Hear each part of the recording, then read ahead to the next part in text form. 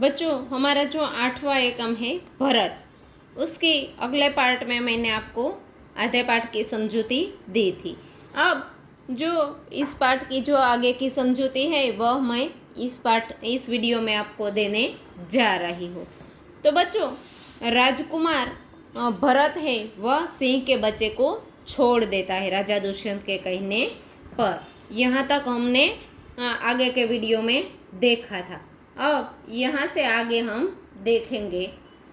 तो दूसरी तपस्विनी है वह कहती है किससे, यानी कि राजा दुष्यंत से कहती है कि हे बड़भागी, यह ऋषि कुमार नहीं है, यानी कि बड़भागी यानी कि महान भाग्य वाले, भाग्यशाली। वह कहते हैं कि यह ऋषि कुमार नहीं है। दुष्यंत कहते हैं कि सत्य है, उसके काम ही ऐसे साहस के हैं कि यह ऋषि कुमार नहीं जान पड़ता। वह कहते हैं कि सच है, सत्य है कि यह ऋषि कुमार नहीं है, क्योंकि इसकी झलक इसके साहस से ही मिलती है। वह ऋषि कुमार नहीं दिखता, परंतु मैंने तपोवन में वास देख इसे ऋषि पुत्र जाना था। क्यों, क्या कहते हैं राजा दुष्यंत कि भाई इसे तपोवन में देखकर, तपोवन में रहते हुए देखा, इसीलिए मैंने इसे ऋषि पुत्र कहकर पुकारा। बच्चे की हथेली को अपने हाथ में लेकर फिर स्वयं से बोलते हैं। फिर से एक बार बच्चे भरत की हथेली को अपने हाथ में लेकर देखते हैं और अपने आप से कहते हैं, आहा, जब इसका हाथ छूने से मुझे इतना सुख हुआ है, तो जिस बड़भागी का यह बेटा है उसे कितना हर्ष होता होगा। क्या कहते हैं कि इसके हाथ छूने से मुझे बहुत सुख मिला, तो जिसका यह बेटा होगा वह कितना भाग्यशाली होगा और वह कितना आनंदित होता होगा। दूसरी तपस्विनी कहते हैं कि दोनों की ओर देखकर, दोनों यानी कि राजा दुष्यंत और भरत की ओर देखकर वह कहते हैं कि बड़े आश्चर्य की बात है। दुष्यंत, तुम्हें क्या अचंभा हुआ? राजा दुष्यंत क्या कहते हैं कि तुम्हें क्या आश्चर्य हुआ? दूसरी तपस्विनी, इसलिए हुआ कि इस बालक की ओर तुम्हारी सूरत बहुत मिलती है और तुम्हें जाने बिना भी इसने तुम्हारी बात मान ली। वह क्या कहते हैं कि इसलिए आश्चर्य हुआ कि इस बालक की और तुम्हारी सूरत यानी कि तुम्हारा चेहरा बहुत मिलता जुलता है और तुम्हारे जान पहचान के बिना भी इसने एक ही बार में तुम्हारी बात मान ली। दुष्यंत बच्चे को गोद में उठाते हैं, क्योंकि उसका मन कब से हुआ था, जब से उसने भरत को देखा तब से उसे गोद में उठाने का मन हुआ था। इसलिए वह गोद में उठाकर, हे तपस्विनी, जो यह ऋषि कुमार नहीं है तो किस वंश का है? वह क्या कहते हैं कि यह ऋषि कुमार नहीं है तो फिर यह किस वंश का है, इसका वंश कौन सा है? तो दूसरी तपस्विनी कहती है कि यह पुरुवंशी है, यानी कि पुरुवंश का यह बच्चा है। सामाजिक विज्ञान में आपने कई वंश पढ़े हैं, जैसे कि सोलंकी वंश, मौर्य वंश, पुरुवंश। तो इसकी यहाँ बात की गई है कि यह पुरुवंश का है। फिर दुष्यंत स्वयं से, इसलिए इसकी सूरत मुझसे मिलते है। क्या कहते हैं कि इसीलिए इसकी जो सूरत यानी कि इसका जो चेहरा है वह मुझसे मिलता जुलता है। बच्चे को गोद से उतारते हैं। फिर पूर्ववंश की रीति रिवाज के बारे में यहाँ वह बात करते हैं। वह कहते हैं कि पूर्ववंशियों में यह रीत यानी कि यह रिवाज निश्चित है कि युवावस्था में वे महलों में रहते हैं, यानी कि जब युवान होते, जब राज्य चलाना होता है तब वह महल में रहते हैं और फिर पृथ्वी की रक्षा और पालन करते हैं और वृद्धावस्था आने पर वह वन में जितेंद्रिय तपस्वियों के आश्रम में वृक्षों के नीचे कुटी बनाकर रहते हैं। वन में यानी कि जब 50 के ऊपर की जो आयुष्य मर्यादा उम्र होती है, 51, 52, उसे वन कहते हैं बच्चों। वान प्रस्थाश्रम जिसे कहा गया है, यानी कि वन में जितेंद्रीय जो तपस्वी होते हैं उसके आश्रम में वह रहते हैं और वृक्ष के नीचे कुटीर बनाकर वहीं रहते हैं। कौन? तो कि पूर्व वंश के राजा महाराजा। देवता जैसे शक्ति वाले यह निडर और असाधारण बालक मनुष्य का पुत्र भला किस प्रकार होगा।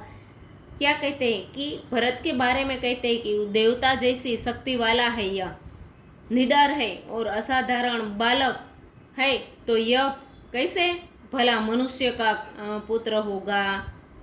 फिर दूसरी तपस्विनी कहते हैं कि हे परदेसी, तेरा यह संदेह तब मिट जाएगा, यानी कि तुम्हारी जो यह बच्चा किसका है, यह जो संदेह यानी कि शंका है वह तब मिट जाएगा जब तू जान लेगा कि इस बालक की माँ मेनका नामक एक अप्सरा की बेटी है। उसी के प्रताप से इसका जन्म देव पितर के इस तपोवन में हुआ। क्या कहते हैं कि इसकी माँ का परिचय देती, वह कहती है कि भरत की जो माँ है वह मेनका नाम की अप्सरा यानी कि इंद्रदेव की जो सबसे सुंदर अप्सरा थी वह मेनका अप्सरा थी। इसकी जो बेटी है उसका यह प्रतापी बेटा है और उसी के कारण इसका देव पितर तपोवन में इसका जन्म हुआ है। फिर राजा दुष्यंत मन में कहते हैं कि यह तो बड़े आनंद की बात सुनाई, यह तो बड़े आनंद की बात है कि इससे कुछ और आशा भी बढ़ी और इसकी माता किसी राजर्षि की पत्नी है। क्या कहते हैं कि इससे बहुत आनंद भी बढ़ गया और जिसके कारण इस एक और आशा मुझे मिली है, वह आशा है कि इसकी माता किसी राजर्षि यानी कि राजा की पत्नी है। दूसरी तपस्विनी कहती कि जिस राजा ने अपनी विवाहिता स्त्री को बिना अपराध छोड़ दिया, इसका नाम मैं नहीं लेना चाहती। क्या कहती है, वह कहती है कि ये जो भरत की माता है वह विवाहिता स्त्री यानी कि विवाह किया था उसके साथ और उसका कोई अपराध नहीं था, फिर भी उसे छोड़ दिया, इसलिए मैं उसका नाम नहीं लेना चाहती। तो दुष्यंत राजा स्वयं से यह कथा तो मुझ पर लगती है, अपने आप से कहते हैं कि यह कथा तो बराबर मेरे जीवन के ऊपर लागू पड़ती है। भला इस बालक की माँ का नाम तो मुझे पूछना ही पड़ेगा। और फिर तभी पहली तपस्विनी मिट्टी का मोर लेकर वहाँ आती है। पहली तपस्विनी, हे सर्वदमन,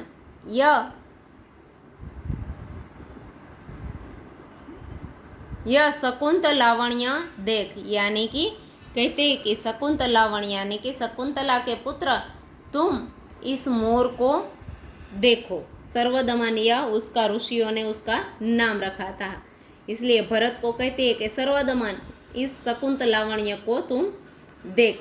बालक बड़े चाव से यानी कि बड़े प्रेम से देखकर कहता है कि कहाँ है शकुंतला मेरी माता। वह क्या कहता है कि कहाँ है शकुंतला, यानी कि उसकी माँ का नाम शकुंतला था, इसलिए वह कहता है कि कहाँ है मेरी माता। दूसरी तपस्विनी हंसती हुई, अरे यहाँ तेरी माता नहीं है, यह यहाँ माता नहीं है, तुम इस नाम से धोखा खा गए ना सर्वदमन। उसे धोखा खाने पर या फिर उसे कुछ दूसरी ओर खींचने के लिए तपस्विनी ऐसा कहती है और कहते हैं कि मैंने तो कहा था मिट्टी के मोर को देखो, और कहते हैं कि मैंने तो इस मोर को देखने के लिए तुम्हें कहा था। फिर दुष्यंत राजा फिर अपने आप से, इसकी माँ मेरी ही प्यारी शकुंतला है। वह कहते हैं कि इसकी माँ है शकुंतला, वह मेरी पत्नी है, या फिर इस नाम की कोई और स्त्री है, वह मन में ही सोचते हैं। तो यह वृतांत यानी कि यह कथा, यह दृष्टांत है, वह मुझे आकुल व्याकुल कर रहा है। और जैसे मृग तृष्णा यानी कि जैसे जो जल होता है, कभी कभी हम गर्मियों में देखते हैं तो कहीं सड़कों पर हमें दूर तालाब जैसा दिख रहा होता है और वहाँ जाते हैं तो कुछ होता नहीं, यानी कि नकली मृग तृष्णा जल उसे कहते हैं। तो वैसे मुझे यह भी व्याकुल कर रहा है यह बात कि यह किसका पुत्र है, इसकी माँ कौन है, इसकी माँ है वो मेरी पत्नी है कि नहीं, यह सब जानने के लिए राजा दुष्यंत बहुत उतावले हो रहे हैं। तभी बालक खुश होकर, मुझे यह मोर बहुत अच्छा लगता है, और खिलौना मिट्टी का मोर ले लेता है।